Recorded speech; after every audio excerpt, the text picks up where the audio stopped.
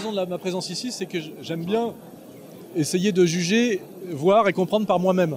Donc à un moment donné, quand on admet qu'il y a des Français de confession musulmane, qui sont français et musulmans, qu'ils ont vocation à rester et à être mes concitoyens, je vais à leur rencontre. La France est en train d'évoluer, de changer. Il y a des mouvements qui sont étonnants. Et moi, je suis un artiste de scène, je fais de la scène depuis très longtemps et j'aime comme ça capter mon époque, sentir mon époque. Et la jeunesse, contrairement à ce qu'on dit, elle est très politisée et elle est beaucoup moins naïve qu'elle a pu l'être il y a 20 ans. Pour moi, rebelle, aujourd'hui, ça veut plus rien dire, quoi. On est tous des rebelles à entendre les femmes et les hommes politiques. Ils sont tous devenus rebelles depuis 4-5 ans. Mais non, on est ce qu'on est, c'est tout. On exprime notre sentiment. Après, on sera pris pour ce qu'ils veulent.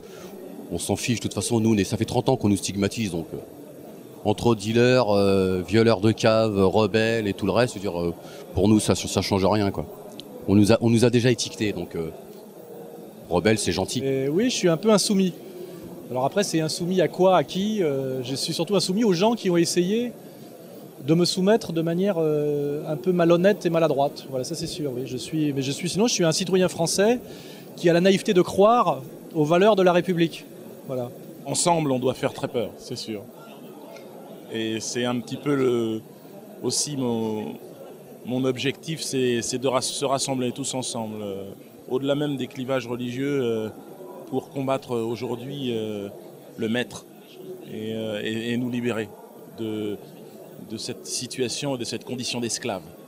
On essaye de monter une liste avec notamment Dieudonné, ici présent, une liste de réconciliation nationale qui va s'appeler Résistance, où il y aura, à mon avis, tous les gens qui s'opposent à quelque chose qui nous empêche de nous réconcilier, nous, Français issus de toutes origines.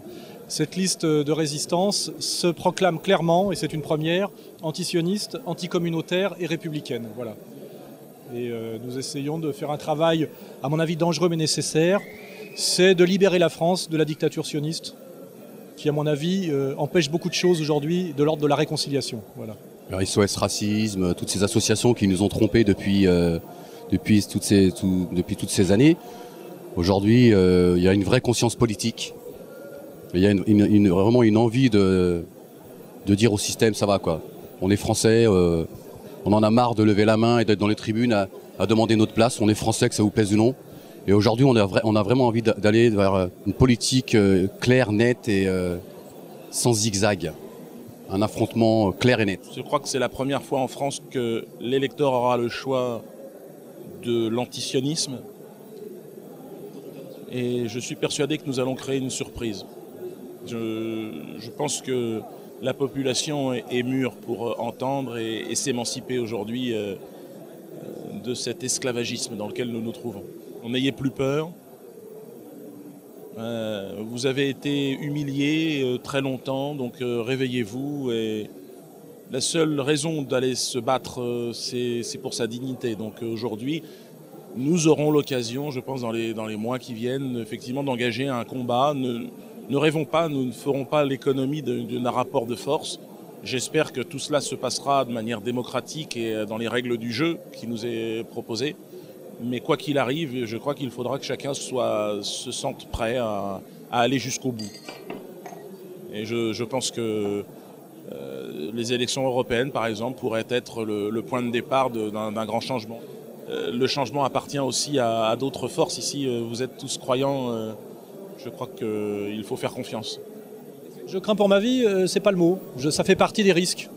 Je suis, moi, comme Dieudonné, je crois dans une logique du sacrifice aujourd'hui. C'est-à-dire que de toute façon, je ne sais pas d'où ça vient, mais je n'admets pas d'être soumis et humilié par des gens qui, pour moi, ne sont pas respectables. Je veux bien me soumettre à ce qui m'apparaît supérieur, pas à des gens qui sont méprisables en tout pour moi, dans leurs procédés, dans leur vision, dans leurs méthodes. Donc le danger, c'est une chose, mais je le dis à mes ennemis, je serai probablement beaucoup plus efficace encore mort que vivant. Donc ils y réfléchissent bien. Salam alaikum. Merci. Ils ne savent plus quoi faire pour arrêter ce qui est en train de se produire. Et moi, je suis juste une illustration. Ce n'est pas parce qu'ils vont casser le thermomètre qu'ils vont faire baisser la température. Malheureusement, il se raccroche aux branches, mais le système dans lequel nous vivons nous allons lui survivre et je crois que les choses vont s'accélérer. Je crois que dans l'année qui vient, il y aura des changements surprenants. Donc, ils peuvent me demander tout ce qu'ils veulent. Je crois qu'ils devraient rester concentrés et puis de trouver la justice en fait en eux déjà. Ce sera déjà pas mal. Mais les sionistes, c'est un autre sujet. Vraiment, il faut que la loi, et c'est sur l'ordre politique, ça doit être discuté. Et je soutiens bien ce parti qu'il peut bien défendre les intérêts de tous ceux qui combattent contre ce fléau, qui ne veut pas faire la paix à chaque fois qu'on tend la main à ces gens-là. Je suis musulman, je suis fier de l'être, je suis français et je suis européen. Et au-delà de ça, je suis un humaniste, un être qui partage toutes les valeurs de l'humanité, de justice, d'égalité.